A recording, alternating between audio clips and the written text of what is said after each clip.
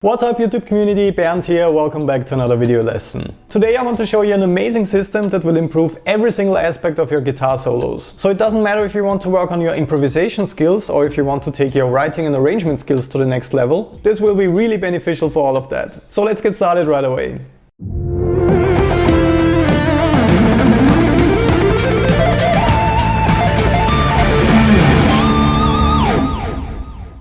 The main reason why I'm recording this lesson is because you guys voted for metal music theory once again on the lesson wishlist on Patreon for this month, and I try my very best to feature every single topic until the end of the month. So since we discussed chords, riffs and songwriting in the first episode of metal music theory, I think we should move on to shredding.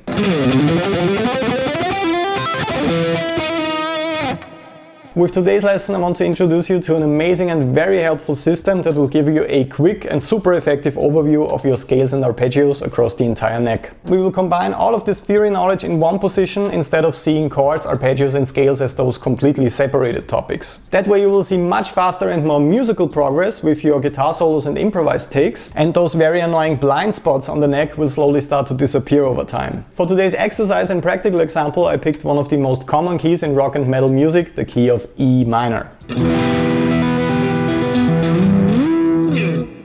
We will only stick to this one basic shape for the E minor chord right here, starting on the 7th fret of the A string, and we will build the basic minor arpeggio, the minor 7th arpeggio and the E minor scale step by step. And then I want to show you a short practical demonstration, a pretty cool and quite creative lick that I came up with by using this system.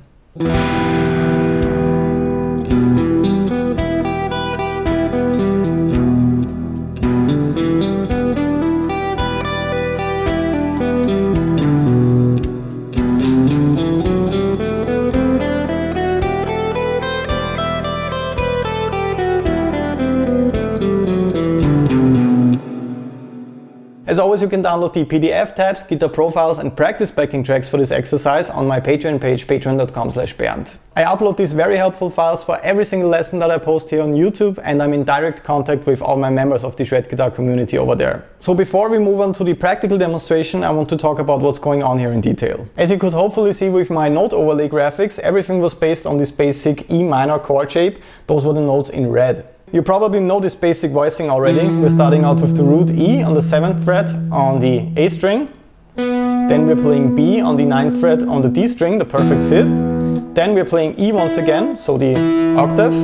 Then we're moving to G on the 8th fret on the B string, that's the minor 3rd. And we're playing B once again on the 7th fret on the E string.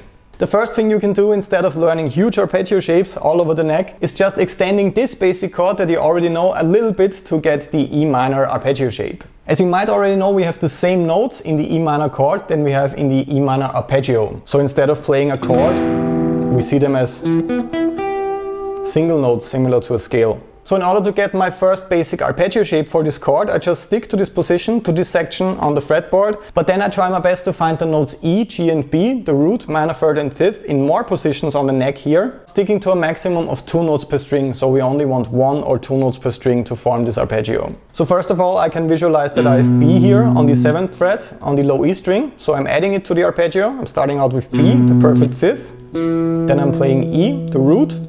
Then I can see that I have G right here, so I can add it as well. So that's the beginning of my arpeggio.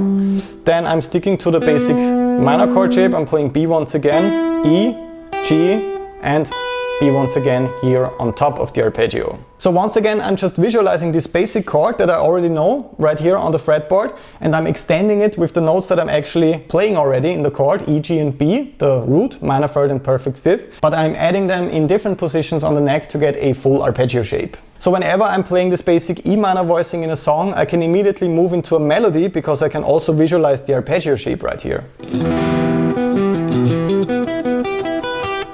The next step to move to more interesting phrases harmonically is adding the minor 7th. That way we get an E minor 7th arpeggio, and we actually don't have to change anything about what we just learned, we just have to add one more note. So the minor 7th of E is the note D. So I'm just adding D in all the positions I see fit to build my E minor 7th arpeggio.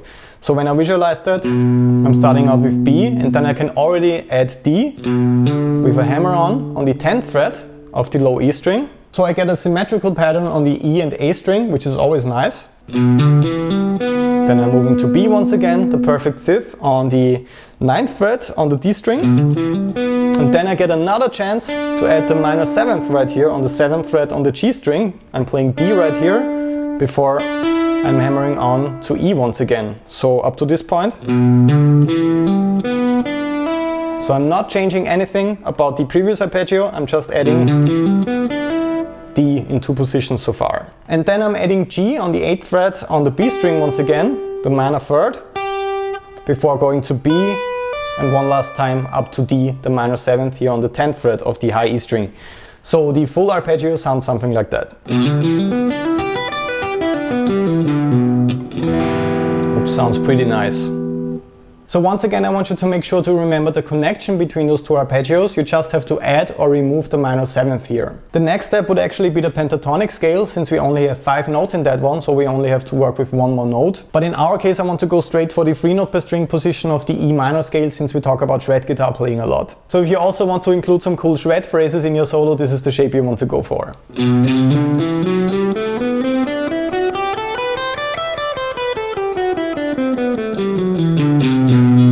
When I'm playing this scale phrase right here, I'm still visualizing the E minor chord right here, and I'm basing this scale phrase on this position. What I mean by that essentially is that I can break out of this chord in an improvised context, for example, and play a arpeggio phrase like I demonstrated with the previous example, or I could go into a scale phrase.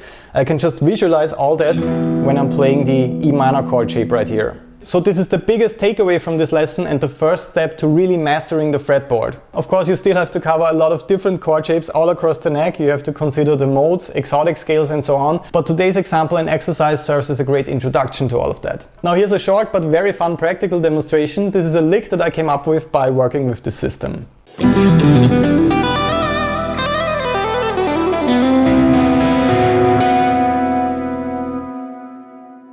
You can also find the tabs and guitar profiles of this lick on my Patreon page, patreon.com/Bernd, in case you want to learn it. I was basically just starting out thinking in the minor 7th arpeggio shape. Then I was visualizing the 3 note per string scale phrase with a little chromatic twist. And then I made sure to include the original chord voicing to utilize every step we learned about today. I really hope that you enjoyed this lesson and that you learned something about visualizing chords, arpeggios and scales all across the neck in a guitar solo or improvisation context. In the end, make sure to subscribe to become a member of this guitar community today. That way you also always get notified whenever I upload a new guitar lesson. Leave a like if you enjoyed this lesson, that always helps me out a lot, and a comment in case you have any questions about this system. As always, I try my best to answer as many as possible. I will hopefully see you again in the next video lesson. All the best and have fun practicing until then.